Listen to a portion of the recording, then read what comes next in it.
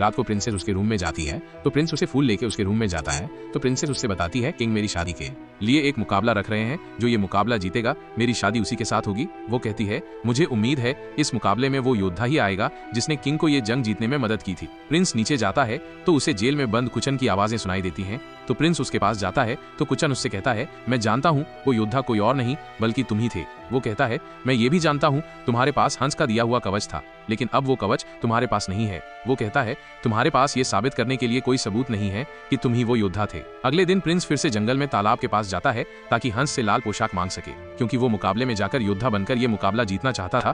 तभी उसे हंस की बात याद आती है जिसने कहा था जब तुम सुनहरा सेब पकड़ोगे तो सब कुछ ठीक हो जाएगा। ये सोचकर वो वापस लौट जाता है और प्रिंस मुकाबले में जाता है जहां सब लोगों को योद्धा के आने का इंतजार था, लेकिन वो नहीं आता। किंग कहता है मुकाबले में आए लोगों में से जो भी प्रिंसेस का उछाला गया सुनहरा सेब पकड़ेगा उसकी शादी प्रिंसेस के साथ होगी। ये सुनकर सब अपने अपने हाथ ऊपर कर लेते हैं। प्रिंसेस सेब हवा में फेंकती है जिसे पकड़ने के लिए सब आगे बढ़ते हैं, लेकिन उसी वक्त प्रिंस महल में आता है और सेब को वही लड़का पकड़ लेता है जिसने मेरे साथ बदतमीजी की थी। जिस पर प्रिंस किंग के सामने जाकर अपनी टोपी उतारता है और उन्हें अपनी असली हकीकत बताते हुए कहता है मैं एक प्रिंस हूँ। उसकी बात सुनकर किंग प्रिंसेस को देखने लगता है, जिस पर प्रिंसेस कहती है मैं जान गई थी ये कोई आम इंसान नहीं हो सकता। किंग उन दोनों की शादी का ऐलान करता है, लेकिन उसी वक्त कुचन का एक साथी उसे जेल से निकाल लेता है। कुचन वहां आकर प्रिंस की गर्दन पर छुरा रखकर प्रिंस को धमकाते हुए कहता है अगर तुम में हिम्मत है तो बिना कवच के लड़कर दिखाओ, हम में से जो भी जीतेगा प्रिंसेस की शादी उसी के साथ होगी। वो दोनों लड़ना शुरू करते हैं। कुचन उसे नीचे गिराकर उस पर तलवार रख लेता है। वो प्रिंस को मारने ही वाला था, लेकिन उससे पहले ही प्रिंस उसे टांग मारकर एक कुएं में फेंक देता है। आखिरी सीन में प्रिंस और प्रिंसेस की शादी का दिन दिखाया जाता है,